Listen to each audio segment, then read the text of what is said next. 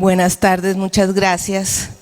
Gracias a Gabriela, a todo su equipo, al esfuerzo que hace Lina, a UNESCO, a la coalición y a la federación que es la coalición de coaliciones.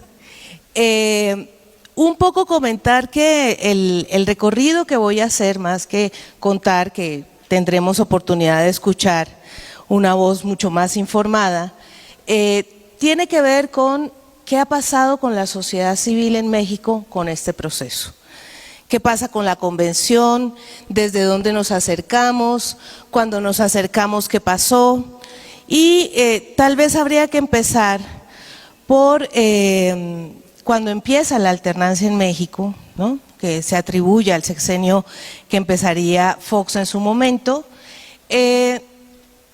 Empieza una formación fuerte de profesionalización de actores culturales de los territorios, ¿no? Se crea el Sistema Nacional de Formación, de Promoción y Gestión Cultural a cargo en aquel momento de Eudoro Fonseca en el área de vinculación cultural y José Antonio MacGregor como director de capacitación. Son 6 años de formación de casi 19,000 promotores. En aquella época tuve la oportunidad de venir varias veces a la hermosa Guanajuato a trabajar con sociedad civil que se estaba formando. Somos o fuimos, no sé ahora cómo está la plantilla, pero fuimos más de 170 instructores. De ahí viene la primera licenciatura y la primera maestría que tendrán lugar en Jalisco, fundamentalmente en Guadalajara, en el ITESO va a ser la primera licenciatura y la primera maestría va a ser en la Universidad de Guadalajara, la UDG. Y luego los distintos programas, aquí ya tenemos uno y distintos programas. ¿Por qué mencionar esto? Porque los espacios donde se forman nuestros gestores y nuestros agentes culturales son los espacios naturales donde se está reproduciendo el documento de la convención. Yo soy profesora de políticas culturales de distintas maestrías y posgrados y en todos tenemos dentro del programa que los actores y los gestores reconozcan los documentos que les permitan planear, generar y estructurar sus proyectos, no sus actividades, sus proyectos desde las dinámicas que encontramos en los documentos de UNESCO. Lo mencionaba Carlos al comienzo, este es el esquema sobre el que va a trabajar o que va a ser resultado, digamos, de la evaluación que se hace en 2015, repensar las políticas culturales, documento que pueden bajar, es gratuito, es un .pdf, entonces allí está, es un mostrazazazo, muy interesante. Y ellos van a hablar de estos 4 campos que ya explicó Carlos. Lo que a mí me interesa es efectivamente el campo de la gobernanza cultural. Y en la gobernanza cultural, ¿qué está pasando con la alianza con la sociedad civil? Ahí va a ser una pequeña caracterización importante y es, ¿y cuando hablamos de sociedad civil, de quién estamos hablando? De individuos, de artistas, de asociaciones, de grupos organizados, no organizados, desorganizados, de personas que tienen posibilidades de tener interlocución con instituciones, porque a veces pasa eso, ¿no? Nos pasó en Cultura Viva Comunitaria hace muy poco tiempo, que la persona que estaba representando tocó sacar un desplegado nacional y uno internacional para darle alcance y decirle, compañero, usted no nos representa. Y fue fuertísimo porque además estaba trabajando en Secretaría Federal de Cultura, de donde también tuvo que ser retirado el programa por representar a sociedad civil teniendo un encargo público. Entonces, evidentemente, ¿de qué hablamos cuando hablamos de la sociedad civil? ¿De qué conflictos, de qué intereses? Somos todos buenitos, amamos lo social, salvamos la cultura, somos misioneros, que cambiaremos el plan. A ver, por supuesto hay intereses, por supuesto hay codazos, por supuesto hay búsqueda de recursos y por supuesto muchos consideran que el campo o es un campo donde te puedes hacer políticamente o es un campo donde te puedes construir económicamente. Y entonces es muy difícil, digamos, el conflicto de intereses, ¿no? Porque cuando hablamos de diversidad también hablamos de contradicción. La palabra está implícita, ¿no? El conflicto. Entonces, hice una vuelta de 15 días viajando por los distintos procesos y no había mucha información, la verdad. no salía ni siquiera la información que ha presentado el gobierno, que tú la debes tener completa, pero no salía de manera pública en web la información que se ha presentado sobre la convención. Entonces me fui a la página web donde está el fondo, porque la convención tiene un fondo donde apoya a sociedad civil para generar procesos.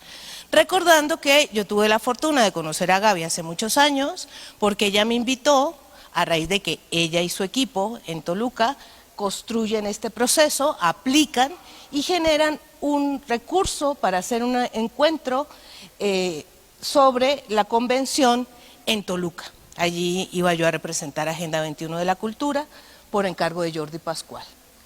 Y se reunió un grupo muy interesante y empieza la creación de la U40.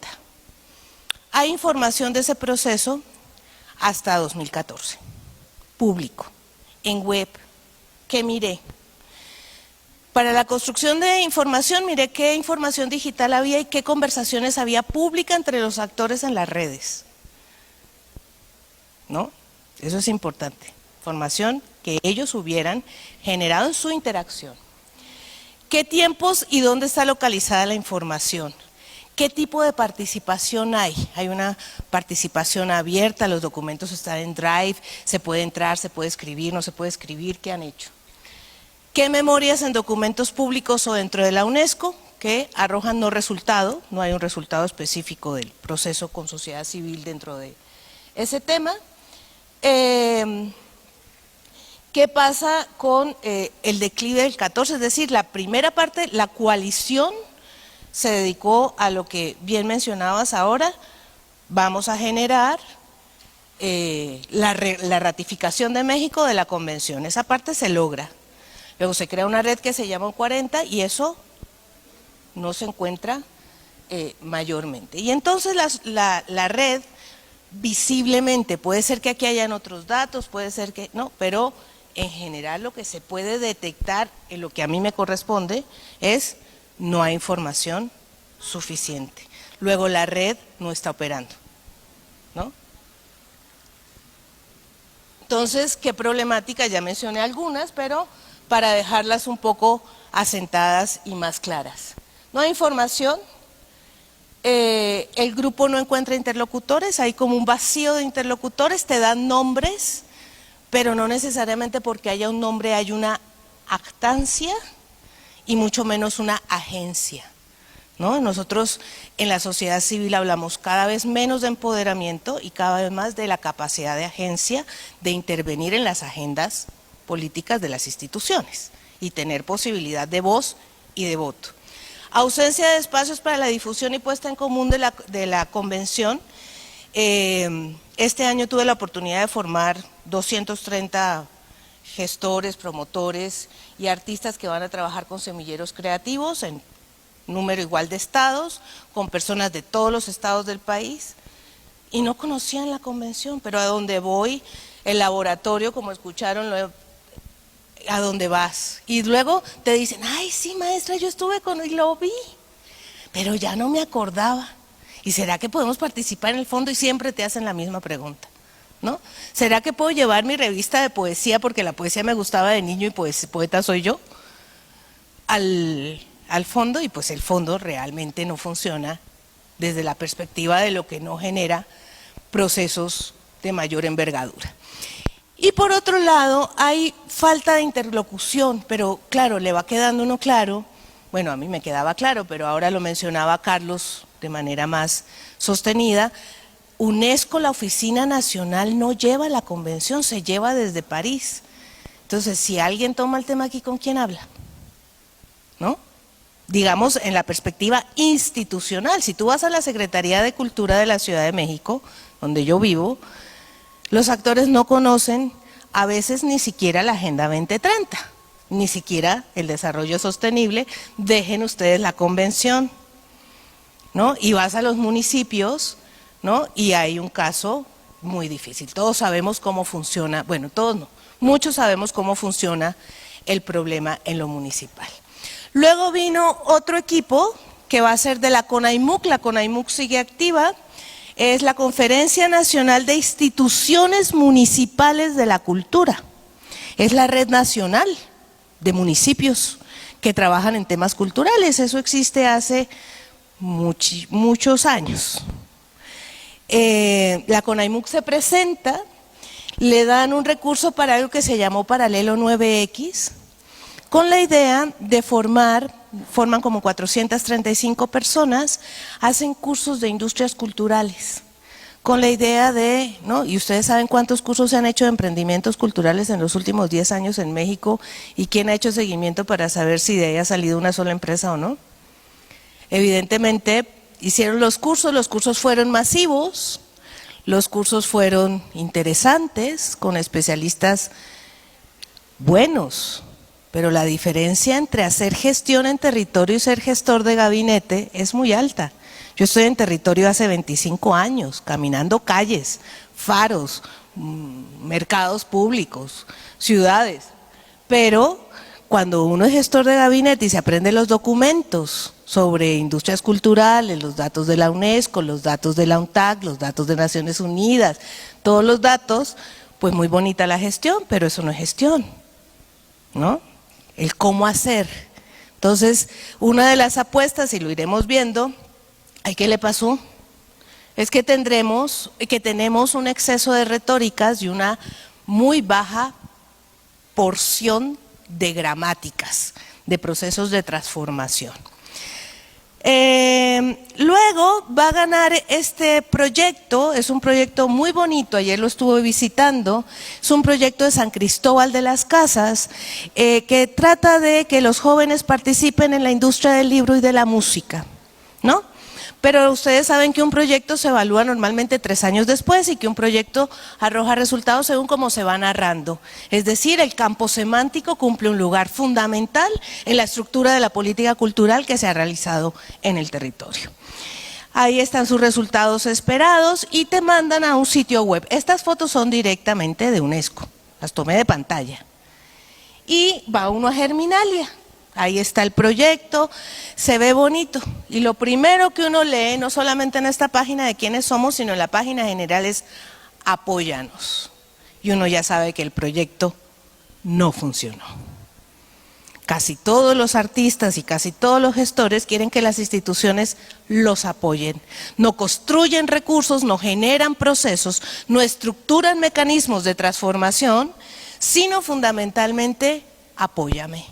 Y el apóyame pasa por un circuito trunco.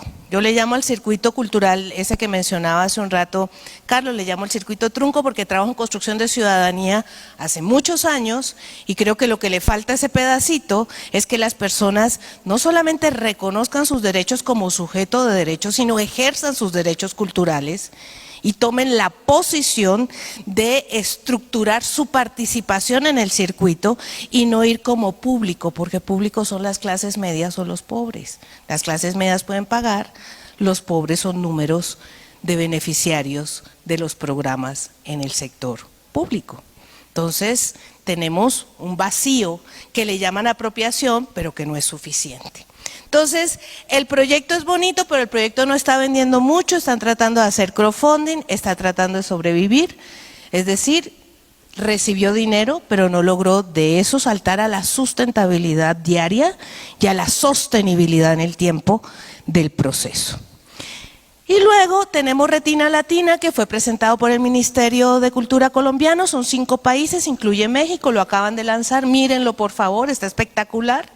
Retina lo que hace es buscar nuevo cine latinoamericano, cine de desde México hasta Argentina, y todo es gratuito. Si ustedes quieren ver buen cine, hacer ciclos con sus estudiantes, generar procesos de aprendizajes, etcétera, ahí tienen un espacio.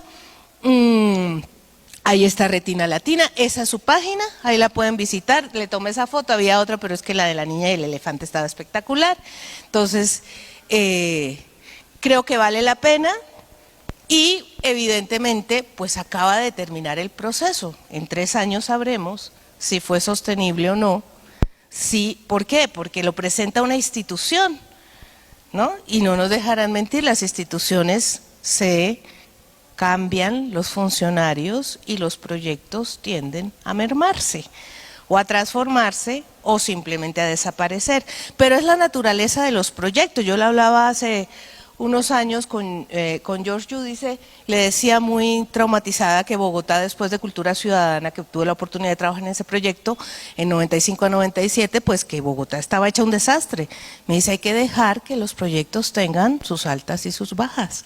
Ya pasó ese tiempo, hay que hacer otros proyectos para la Bogotá que hay ahora, y ustedes como gestores, porque él es investigador académico, tienen que aprender a soltar la realidad, a aceptarla como viene y a construirla según se les presente. Ya planteé la primera problemática, pues de qué hablamos cuando hablamos de sociedad civil. ¿Está toda, no está toda? ¿Cómo se incluye? ¿Cuáles son las reglas? ¿Cuáles son las dinámicas? Todo este problema nuevo, no lo diré yo, lo dice Eduardo Nibón Bolán, lo ha mencionado el mismo Néstor García Ganclín en distintas oportunidades, tiene que ver exactamente con pasar de la universalidad de los derechos humanos a donde todos somos iguales, a la diversidad como problema donde todos somos diferentes. Entonces los retos del siglo XXI necesitan gramáticas que no conocemos, en la intensificación de las migraciones, en las dificultades que implica el miedo al otro, el odio al otro, ¿no? La aparición de lo indígena en el centro, la aparición de la mujer como protagonista guerrera dentro de las estructuras patriarcales, ¿no? Lo que acaba de pasar en Ciudad de México, y toda la guerra que hay en las cajas de resonancia, que son las redes y la web, y etcétera, etcétera.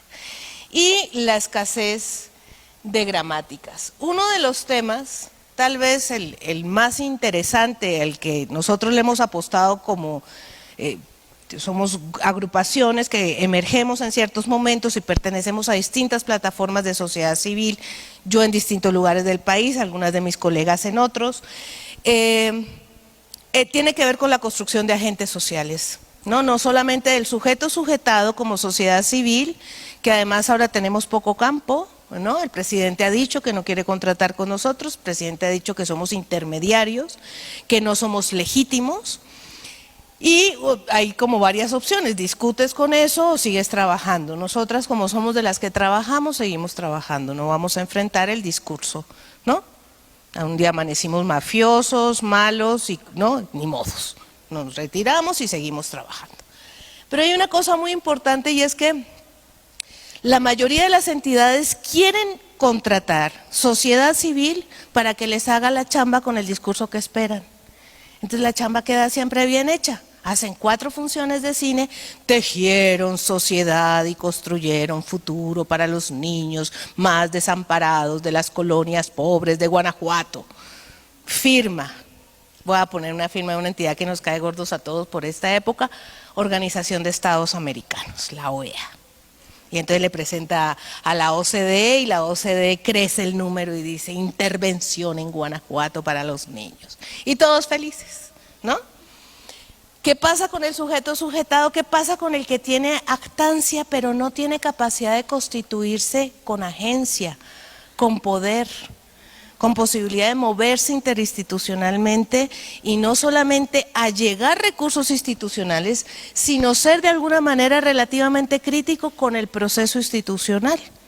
Porque a veces hay que pararse afuera y decir, a ver, eso que estás diciendo llevamos 20 años haciéndolo, ¿ya recuperaste la historia? ¿Ya revisaste la estructura? ¿Ya miraste desde dónde estamos organizados? En gestión cultural nos pasa todo el tiempo, tarde o temprano siempre alguien querrá hacer el primer encuentro nacional de gestión cultural. Tarde o temprano, yo he ido a tantos, el primero, el segundo, el tercero, el primero otra vez, el tercero otra vez, el cuarto, ya llegó el quinto, no, vamos al primero otra vez, ¿no? Y parece un juego. Y el tema es que no logramos sino tratar de cooptar el campo semántico de los procesos del desarrollo cultural, del desarrollo de la convención, y de no generar procesos de deliberación pública mucho más amplios. Entonces, ¿cómo formar agentes? Nosotras formamos agentes, cuando digo nosotras, pues somos un grupo de mujeres, somos mujeres casi todas de mi generación, de mi edad, sociedad civil, algunas derechos humanos, otras derechos de las mujeres, en mi caso Agenda 2030, desarrollo cultural, políticas culturales, que nos dedicamos a trabajar con jóvenes para construir su capacidad de agencia, no su liderazgo. El líder es del siglo pasado, Personas que tienen capacidad de moverse horizontalmente y de tejer intereses para sumar y no para priorizar los suyos por encima de los demás. ¿Por qué jóvenes? Porque es más fácil. Pero también trabajamos con no jóvenes, por supuesto, y con mujeres. Yo trabajo con mujeres en los mercados públicos. Y uno va y les dice, señor, usted sabe que tiene derechos, y inmediatamente te dicen, no, yo no sabía que tenía derechos, ni siquiera había escuchado que había derechos de las mujeres. Y todas damos por entendido que como son marchantas y trabajan en un negocio y tienen lo que llaman el empoderamiento económico, tienen agencia y pues no. Entonces todo el proceso de difusión, en un caso tan sencillo como derechos de las mujeres, ahora vamos a la convención y pensemos que es difundir la convención, que yo diría que no hay un solo profesor de políticas culturales, ni como Carlos que lleva años formando gestores en todos lados, ni como yo, ni como, somos cientos que en todos los procesos mencionamos la convención, difundida está, apropiada, estructurada, ahí, ¿no? Entonces, si es capacitación lo que falta, si es difusión, si es capacitación, ¿qué tipo y para qué? Hay muchas dudas sobre este tema. Entonces, ¿cómo vamos generando ciudadanías activas en torno al proceso de la convención que puedan ir generando, construyendo dinámicas para el bienestar y la calidad de vida? Ahora, seguimos teniendo el mismo problema de siempre, y el mismo problema de siempre es una ambigüedad social con respecto a la idea de lo que es cultura y qué podemos hacer con ella. Si salimos aquí a la calle y le decimos a cualquiera, ¿qué necesita México?, nos va a decir que necesita educación y cultura. ¿Y en qué está pensando? En libros, en bibliotecas, en museos, en los lugares donde se guarda silencio y se va a aprender de otros. Y donde se supone que si yo estudio me vuelvo persona. Si no soy licenciado, ¿quién soy? ¿Ese quién es? Ni la licenciatura ha hecho. ¿Cómo se le ocurre opinar como si ser licenciado te volviera inteligente o buena persona? ¿No? Pero se supone. Entonces se supone que en esos lugares hay movilidad social. Y luego todo lo que nosotros hacemos, que además como no lo hemos podido comunicar, yo le digo a mis estudiantes, cuando alguien les pregunte qué están estudiando, digan que ustedes se dedican a la protección y a la promoción de la diversidad de las expresiones culturales. Lo dicen cortito y cualquiera que los escuche dice, ¡wow! Pero se van. ¿Tú qué estudias? No, pues mira, es que la cultura es tan importante y el desarrollo y la gente necesita, pero no sabemos. A la media hora está el otro mirando diciendo, pero esto que hacen no sirve para nada, porque no logramos ni siquiera explicar lo que hacemos en el proceso social, en las dinámicas de transformación de lo social, cómo contribuimos y desde dónde. Entonces, todo lo que logramos comunicar es que nosotros nos dedicamos a cuando no hay nada que hacer. Porque como solo se nos ocurren eventos, estamos enfermos de eventitis, ¿no? Pero es la enfermedad con fiebre y festival de música y cine que nunca antes se había hecho hasta que yo llegué a esa entidad cultural, ¿verdad? Entonces, todo el mundo quiere su propio festival, mi mamá me mima.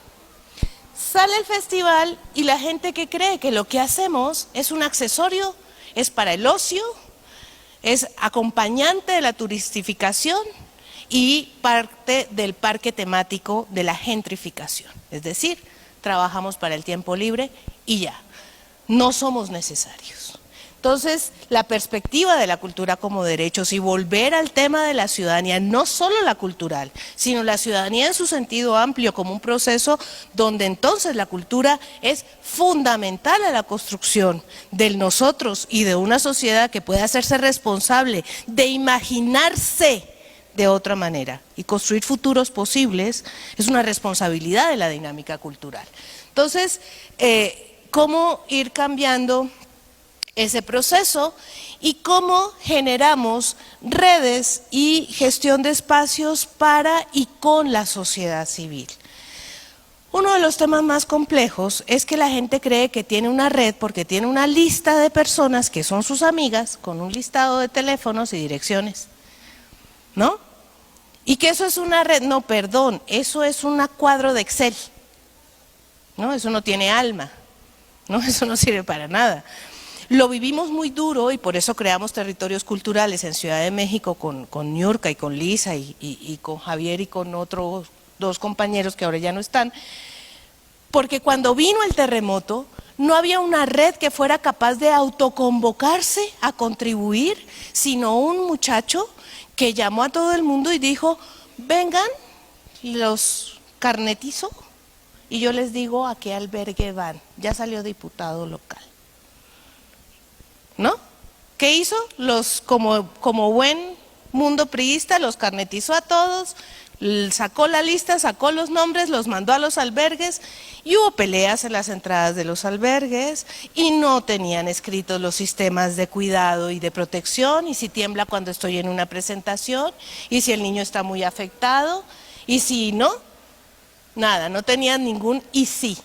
Partieron del principio que todo el mundo en el albergue necesitaba ya un cuentacuentos que viniera y me contara ya un cuento.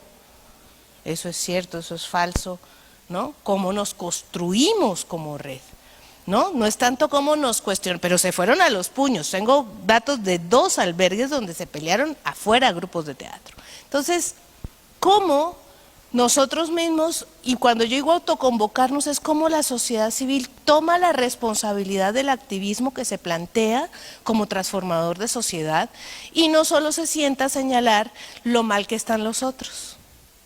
Y es que este funcionario no sirve, y este programa no sirve, y este es un idiota, y este solo invita a sus amigos, y esta asociación que acaban de crear no sirve, y esos que hablan de patrimonio, y nos volvemos jueces como si fuéramos parte solamente de un Facebook de señalamientos, con una autoridad moral brutal, pero tampoco hacemos nada. Entonces, ¿cómo ir movilizando el tema? Y es que habría que plantearse entonces, y nosotros lo trabajamos desde esta perspectiva, que las redes deben ser no solamente espacios de inteligencias distribuidas, sino sobre todo espacios afectivos, donde es posible la solidaridad, la resiliencia y la construcción de confianza. Acuérdense que la cohesión social no es una frase, es un indicador construido por la CEPAL, es un indicador económico que tiene que ver con la confianza en el otro para que sea posible la economía.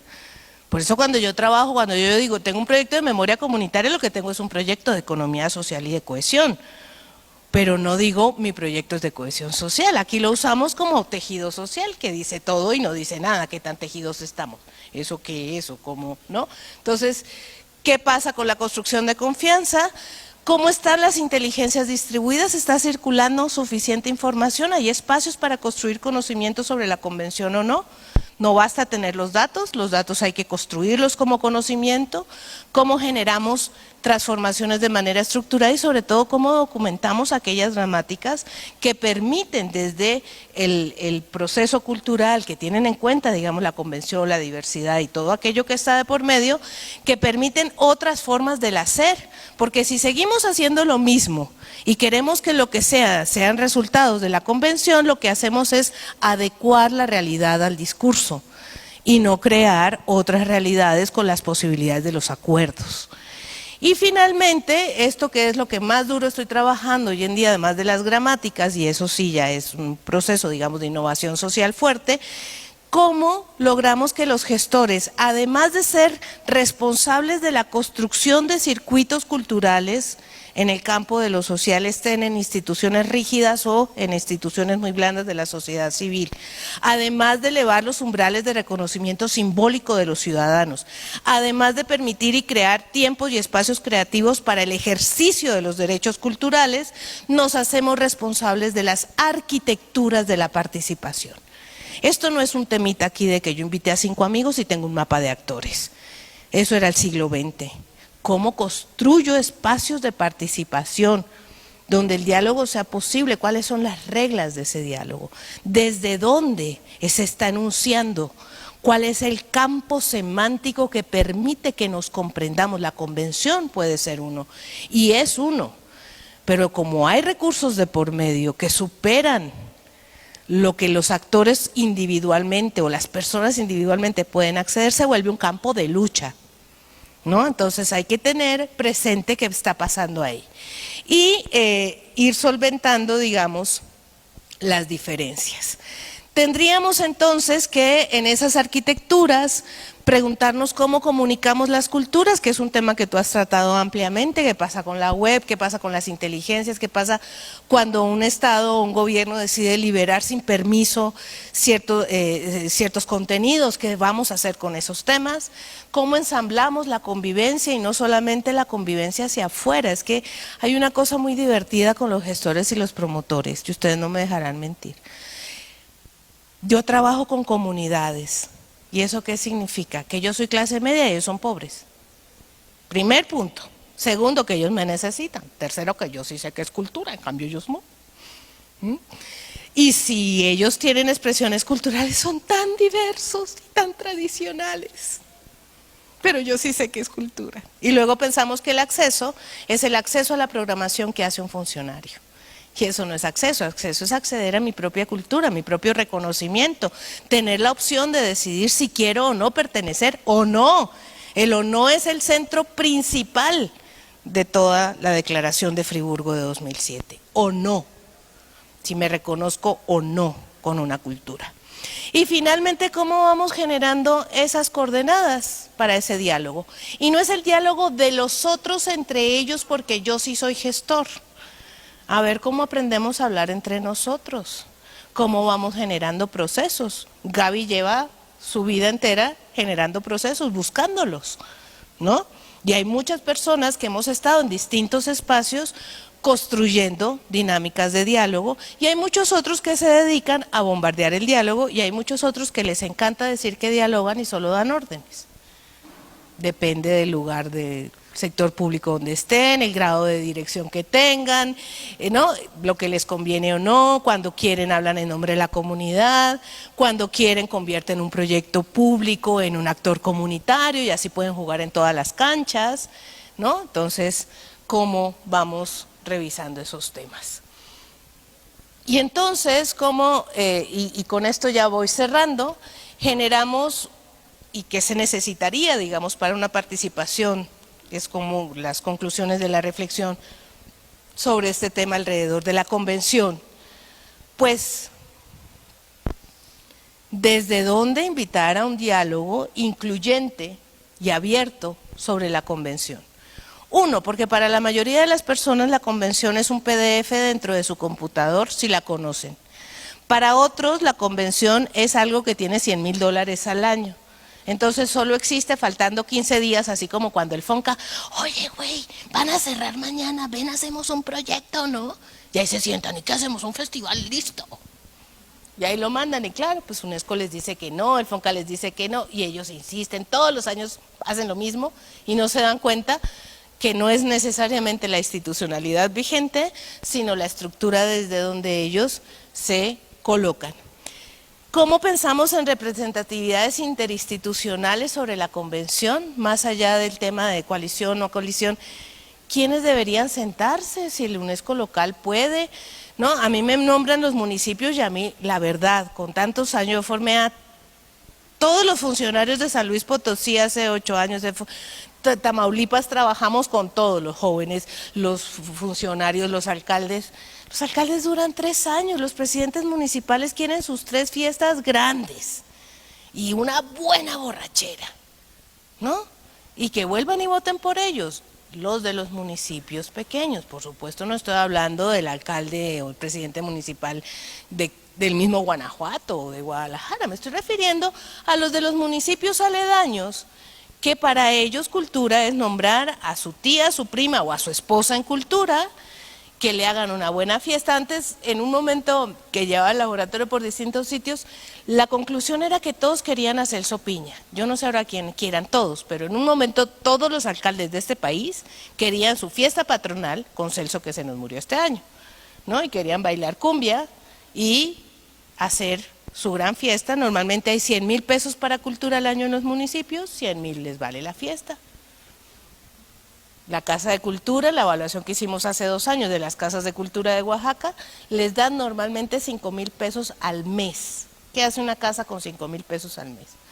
Entonces el diagnóstico cultural nos arroja que en el nivel decisorio habría que localizar bien quiénes sí quienes pueden hacer política cultural con la convención, y yo creo que ahí es donde es estratégica la sociedad civil, porque los alcaldes se nos van a ir en 3 años, porque no nombran personas que sepan necesariamente de procesos culturales, ni les interesa tampoco, porque los niveles estatales también depende mucho de la política que tenga el gobernador y desde dónde se quiere lucir, cuántos espacios culturales quiere inaugurar ese año, cuántas fotos quiere sacarse. Normalmente inauguran y desaparecen, no hay dinero para mantenimiento, no hay dinero para pagar el personal, no hay cómo generar una programación coherente. Y los que permanecemos dentro de los territorios en los medianos y largos plazos siempre somos los de sociedad civil. La pregunta es por qué siempre priorizar gobierno cuando pensamos qué hacer con la convención, que hay partes que sí le corresponden a ella, y por qué no nos priorizamos como sociedad civil y estructuramos campos donde sea posible no solamente tener voz, sino tener agencia, ¿no? Porque el primer punto que plantea UNESCO es gobernanza, y si está hablando con personas que no representan la sociedad civil, ¿no? Con deficiencias en representación, deficiencias en voz, impedimentos en participación, estructuras sin reciprocidad, pues vamos teniendo problemas. Entonces, ¿cuál es la legitimidad del diálogo? La legitimidad de la sociedad civil que está generando representación o no. ¿Qué está pasando en México? ¿Cómo generamos una participación recíproca? No solamente que alguien vaya, sino cómo devuelve. Lo más importante para la construcción de la sociedad civil no es que aportó en su momento y todos trabajamos. Devuélveme, ¿no? Te dimos información. ¿Qué pasó con eso? ¿Dónde está? ¿Dónde se construyó? ¿Cuáles son las reglas de convivencia? ¿No? Es muy importante. A veces decimos, no, pues que venga el que quiera. Si tú vas a hacer una reunión diciendo que venga el que quiera, no la hagas. ¿Eso qué es? Tienes que reconocer al otro, saber su nombre, saber qué hace y decirle por qué quieres que participe. Por lo demás, hacemos lo mismo que hace el sector público. ¿Cómo es tu programa? Es un programa de democratización de la acción cultural en el territorio y en la construcción de lo local para encuadrar el futuro de los niños y los jóvenes. ¡Ay, wow! ¿Y a quién vas a invitar? Al público en general. Que ahí ya no hay nada. La política está caída. Y entonces, ¿cómo generamos una participación plural, diversa y democrática, pero no representativa? Esto no es mayoriteo. La construcción de la sociedad no va al mayoriteo. ¿Todos quieren una mejor sociedad? ¡Sí! ¿Y cómo la quieren? Como yo quiero. ¿Voten por mí? No, a ver, otra vez. Empecemos de nuevo. Propuestas claras, estructuras claras, apego a Agenda 2030, ¿no? Porque tenemos ya, incluso los indicadores culturales acaban de ser publicados, los estuvimos circulando y analizando la semana pasada, ¿no? Tenemos más instrumentos, tenemos la Agenda 21, tenemos la Agenda 21 de la Cultura, tenemos la Convención. ¿Cómo estamos estructurándonos frente a esos procesos? ¿Cuáles los lugares desde donde nos construimos? No solamente para contribuir con el desarrollo cultural y el desarrollo sostenible, ¿qué? Con todas las crisis que estamos afrontando, ¿cuál es nuestra responsabilidad como actores culturales? ¿Desde dónde? Y más allá, ¿me estoy construyendo como agente o solamente me estoy construyendo como un actor? ¿No? Entonces, ¿cuáles son las posibilidades? Y yo con eso cierro. Y no me comí el tiempo.